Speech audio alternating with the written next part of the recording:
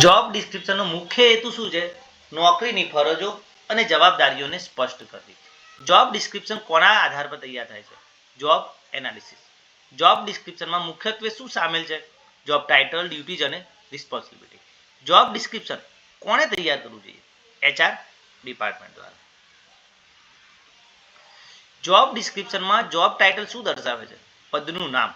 Job ડિસ્ક્રિપ્શનમાં reporting relationship શું દર્શાવે છે? કર્મચારી કોને રિપોર્ટ કરે છે? જોબ ડિસ્ક્રિપ્શનમાં વર્કિંગ કન્ડિશન્સ શું દર્શાવે છે? કાર્ય પર્યાવરણ. જોબ ડિસ્ક્રિપ્શન અને જોબ સ્પેસિફિકેશન વચ્ચે શું તફાવત છે? Job description equal to duty, જ્યારે જોબ સ્પેસિફિકેશન એ ક્વોલિફિકેશન આધાર પર છે. જોબ ડિસ્ક્રિપ્શન રિક્રુટમેન્ટ પ્રોસેસમાં જોબ ડિસ્ક્રિપ્શનનો ઉપયોગ શું છે? યોગ્ય ઉમેદવારને પસંદ કરવા. ટ્રેનિંગમાં જોબ ડિસ્ક્રિપ્શન કેવી રીતે મદદરૂપ છે? ટ્રેનિંગની જરૂરિયાતને ઓળખવામાં. જોબ ઇવેલ્યુએશન માટે જોબ ડિસ્ક્રિપ્શનનું શું મહત્વ છે? પગાર માળખું નક્કી કરવા. પરફોર્મન્સ અપ્રેઝલ માટે જોબ ડિસ્ક્રિપ્શન કેવી રીતે મદદરૂપ છે? કર્મચારીના કાર્યને માપવા માટે. જોબ ડિસ્ક્રિપ્શનમાં ઓથોરિટી શું દર્શાવે છે? કર્મચારી પાસેની સત્તા. જોબ ડિસ્ક્રિપ્શનમાં ડ્યુટીઝનો અર્થ શું થાય છે? કામ કરવાનું.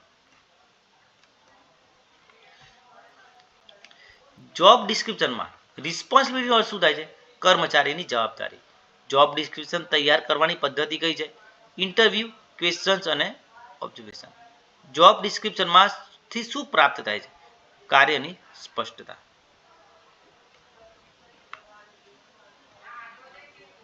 જોબ ડિસ્ક્રિપ્શન વગર એચઆર પ્લાનિંગ કેવી હશે? અસ્પષ્ટ અને અસંચાલિત. જોબ ડિસ્ક્રિપ્શનનું અંતિમ પરિણામ શું છે? કર્મચારી માટે સ્પષ્ટ કાર્ય માર્ગદર્શન. જોબ ડિસ્ક્રિપ્શનનું અંતિમ લક્ષ્ય શું છે? યોગ્ય કાર્ય માટે યોગ્ય માણસને મેળવવો.